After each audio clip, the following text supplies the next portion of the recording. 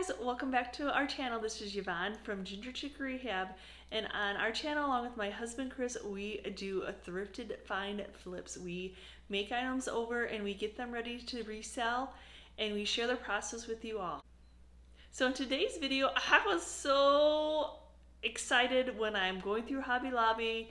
I don't even remember what it was that I needed there, but I was like, oh my gosh, what are all these little bright orange red tags down every aisle? And it was a 75% off. And next thing you know, I have a cart full of stuff. This is like Goodwill prices at Hobby Lobby. So who doesn't like a good clearance? I hope that a lot of you are watching were able to take advantage of that too. I know that people shared it all over social media going, hey, get to Hobby Lobby and check out their clearance. So not only did I get some Hobby Lobby, but you all sent me looking for those dollar birds at the Dollar General. So I'm kind of obsessed with going to Dollar Generals now. There's so many items there that are so reasonably priced to be able to turn makeover into something new and to be able to resell. So, and I never realized how many Dollar Generals there were in my area. There's almost one in every little town around here. And like one of the towns I go thrifting in, they have 4. So yeah, I may be stopping there quite a lot just to check out what they have. They have a whole farmhouse area. And I have to say that, yep, I have bought items to actually just resell in our booth. Just nice little fillers, because sometimes it's summer, it's busy, you need to keep a booth stocked. I don't have a tax license, I'm not that type of reseller, but sometimes it's just nice to have some stock to fill your shelves while you're making items over. So I don't know if any of you all do this too, but this is what today's video is some clearance items at Hobby Lobby, some Dollar General makeovers. So I love to share the process and the vision with you all of what I do to these items. Now I have to say I am very surprised by the line that the Dollar General has been carrying lately. Though I have to admit, I do stop at random Dollar Generals. They seem to be on every corner now. So I'm always just driving right in like it's a Goodwill, because sometimes the prices are just as good as the Goodwills. So I'm happy to flip these type of items. They're not the colors that I'm looking for, or they need tweaked just a little bit. I absolutely love this wire basket and that cross and these cute little metal trucks. So how many of you all were lucky enough to run across that 75% off Hobby Lobby clearance, where it was not even in a clearance aisle at the Hobby Lobbies I stopped at? It was just actually in the lane, in the area where these candlesticks were. You all of a sudden you just see this bright red tag. So these were Goodwill or less prices, so I was happy. I'm constantly looking for candlesticks. I was so excited when some of the candlesticks were on sale. Look at those prices. Though yet again, it's not my color. I don't know why they clearanced them, but I was happy to pick them up and make them over.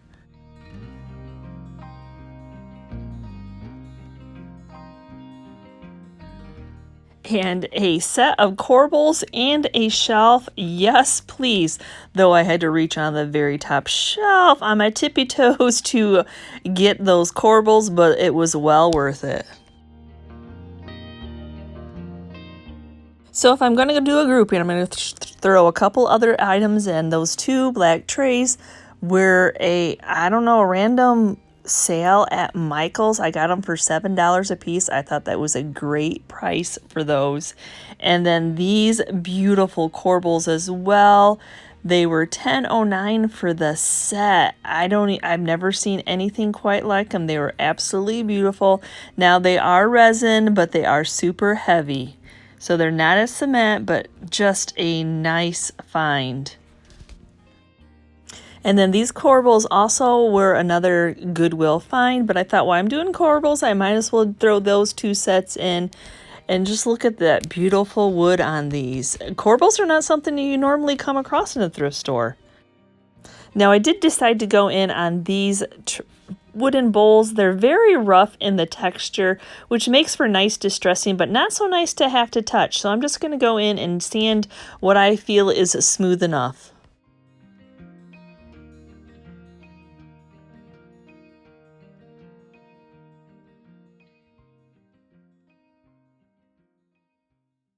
So now I just needed to get these all detagged and all cleaned up with some Krud Kutter and get them ready for their paint.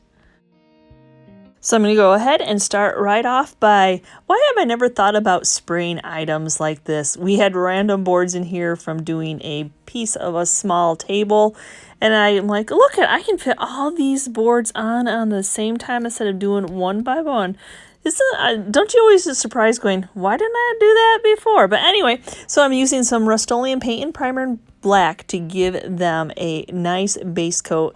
This is going to get into all those little crevices, all those little pieces and parts of these cars and the crosses and that wire. For anybody that is new to our channel, we are blessed to have a spray room in our workshop, and this is our spray area, and we have it on a turntable. So usually I'm carrying one by one item into the spray room because it's ventilated, and that's why I was saying, like, usually it's one by one, but look, I fit 4 things on these boards. Would you look at how many candlesticks I can do at the same time? Oh, I hope I remember to do this next time, because sometimes when you do something once and then you forget that you did it. I don't know, are you guys like that? And then you remember, oh yeah, why didn't I do that?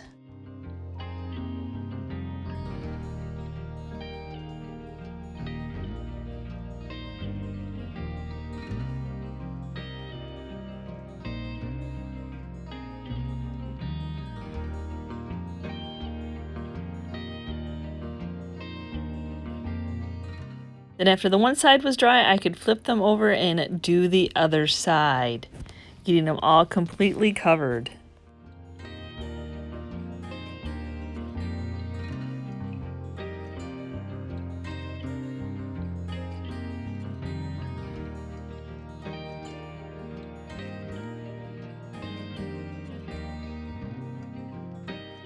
That everybody got its undercoat of black, I'm going on and sealing that black spray paint in using some Rust-Oleum clear coat in matte.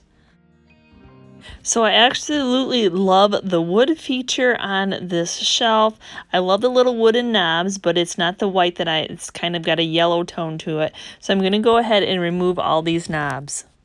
The one thing that I do always notice with pieces from these types of stores is that there's not really necessarily a finish coat on them. And so I definitely don't want to get any of the white paint that I'm going to be repainting this white. So I'm going to go ahead and totally tape off this wooden area on this shelf.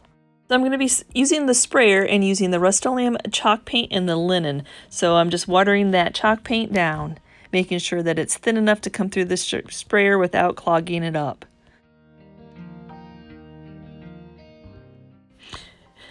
It all depends on your timing. Do you want to spray an item or do you want to paint it by hand? I think it both achieves the same look, but we are into the summer season where people like to shop. Yay! So I like to get multiple pieces done in a large grouping, so the sprayers come in very handy during this time. And I will say that this might have stayed black if I thought I was going to have to hand paint it, because there's no way that I could paint this piece and not get a whole bunch of drips and runs on this type of wire.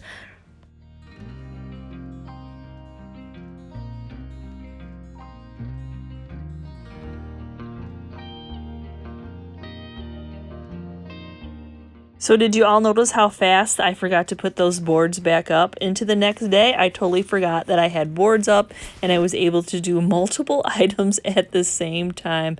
Man, is it age or just busyness? I'm not really sure.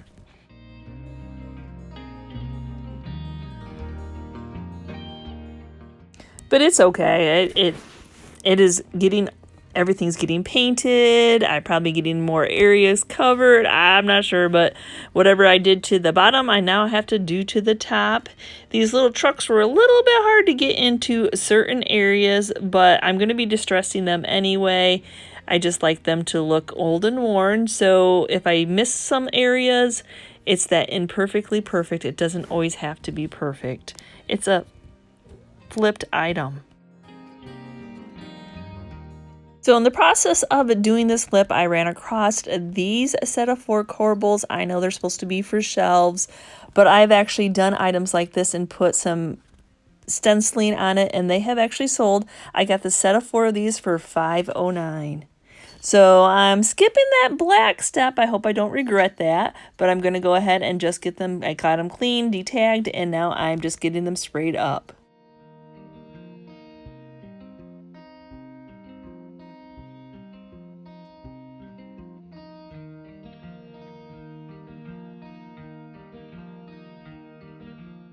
Now everything has a fresh coat of white paint. Let's call it this. They're all got their facelifts. So they're nice, bright white, and I'm going to let them sit overnight before distressing it.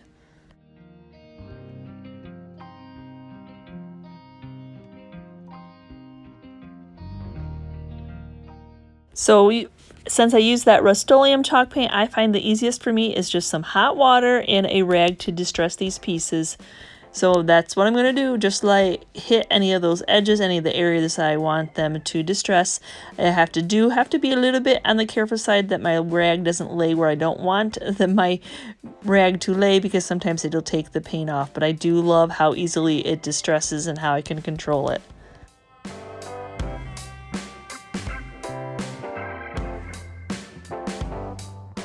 But for this bowl, I will have to go in with some sandpaper that the wood of the bowl soaks in, not like the resin or the metal where the paint just sits on it. The wood soaks it in, so it needs a little bit of help with some distressing with some sandpaper. And then I'll go back in with that wet cloth and just remove a little bit more of that paint, show that black underneath.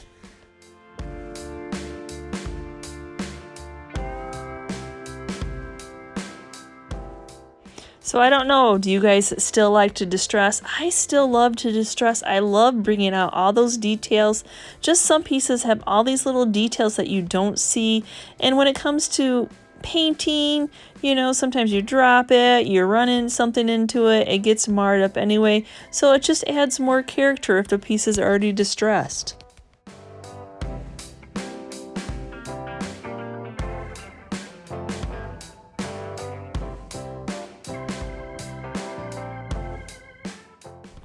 So on this little truck, I'm going to go in. I want it to be heavily distressed. I want it to look like it has a lot of age and it's been played with a lot.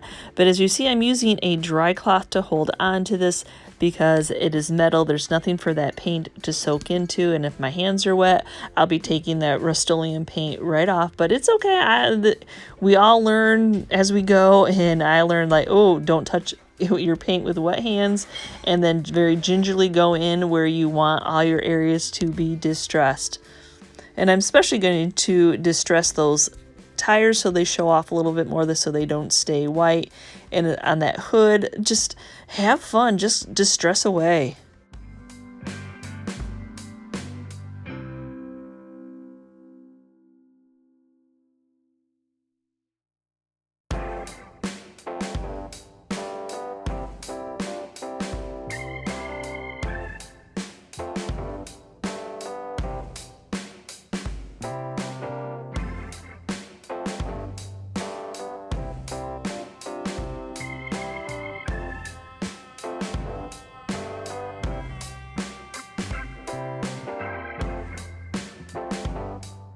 After getting all the pieces distressed, and make sure that I let any of the water dry on them for an hour or so, I'm going to go in and seal this chalk paint in using this Rust-Oleum clear coat and matte.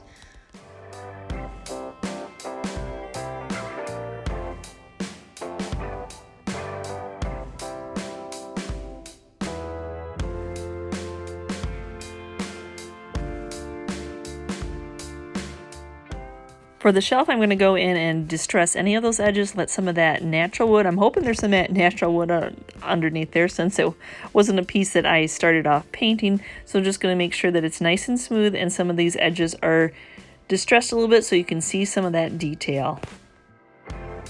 I'll go in and seal that paint in with some Rust-Oleum clear coat also. Now I can get this tape removed so I can start working on the top of this. Now I don't want to deepen this too much, so I'm just going to use that watered down Waverly mixture just to make this wood just pop just a little bit more. And if you're unfamiliar with what the Waverly watered down mixture is, it is just your old pickle jar, jelly jar, whatever you have, a jar of water, and just add some of the Waverly antiquing wax to it. Just get it to the consistency or the darkness that you want. I can always add more coats on. It's just harder to take it off. If I would have put the Waverly antiquing wax on this very dry wood, it would have been very, very dark. Darker than I wanted it to be. Then after that's dry, I can go ahead and seal that in with a couple coats of this Rust-Oleum clear. The one thing that I always notice that the manufacturer from the big box stores never seems to do is have a finish coat on them. So as I'm attaching these knobs back onto this shelf, I realized I'm like, hey, I have some redesign knob transfers. No, they may not pop as much if the knobs were white, but just a little something, why not? I have them. And so let's see how they look on these. And why not use them for what they actually are supposed to be used for, and knobs. The only thing I've put them on so far are little tin pails. So yep, they probably won't pop as much, but when you're up close hanging something off this, maybe a piece of decor, you'll see just a little bit of it. So I chose to go with 4 different of the animals. So these are really, really simple. You just unpeel it, and then you're just, for these little things, all I'm doing is using my fingernail and then getting it to stick. These may have needed to be a little bit bigger, a little bit flatter, I'm not sure, but I got them on.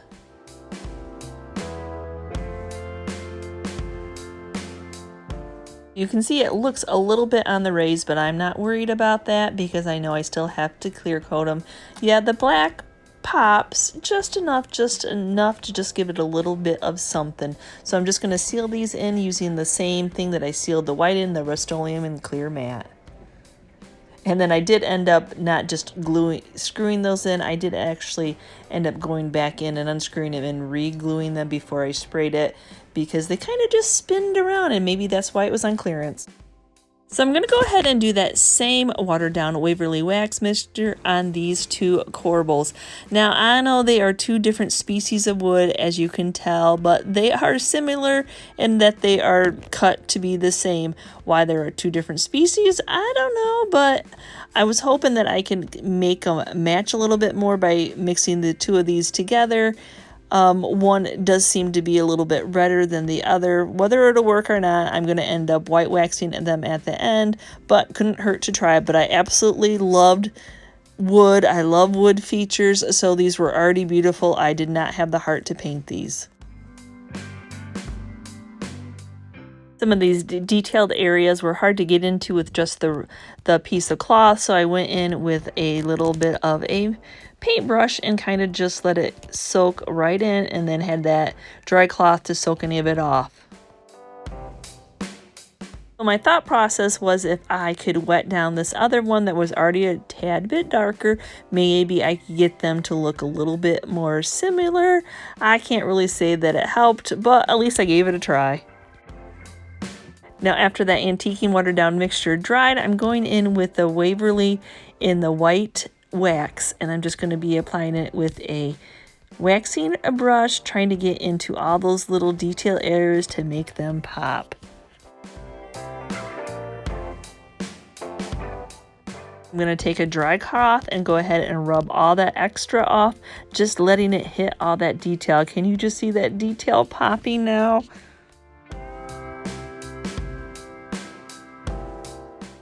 So as I'm finishing out these pieces and getting ready to take them to into the house to stage them for the final reveal, I was like, oh yeah, that's right. These had some wooden balls on them. I needed to see how that color looks with the white that they're now painted, because they were a metal color before. But I have to say, I liked the color and I see no reason to change it. So to finish it up on these corbels, I knew that I just absolutely love this note, handwritten note stamp by Redesign. Oh my goodness. I just thought some simple background lettering on these corbels would just be a nice accent to anybody's shelves. know that I'm not. I was just staging them in the 4. I wasn't going to try to stamp the whole thing. I just was staging them for the picture.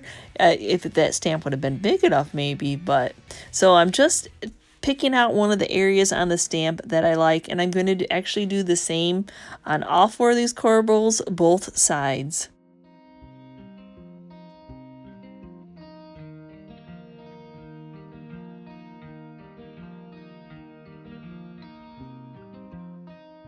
And even though I distressed them, I'm going to go back in. Some of the places took a little bit darker. I wanted to look a little bit more aged, so I'm just going to go ahead and sand any of the areas off. And I will share with you, I did test out putting a colored flower transfer, but it was an epic fail. The transfers I bought needed to be watered on, and it just turned into a hot mess where one of the corbels I just ended up having to sand off one side and totally repaint it. So I'm not even going to share that disaster with you. And I thought, okay, God wink moment, they are what they are. I'm leaving them as is.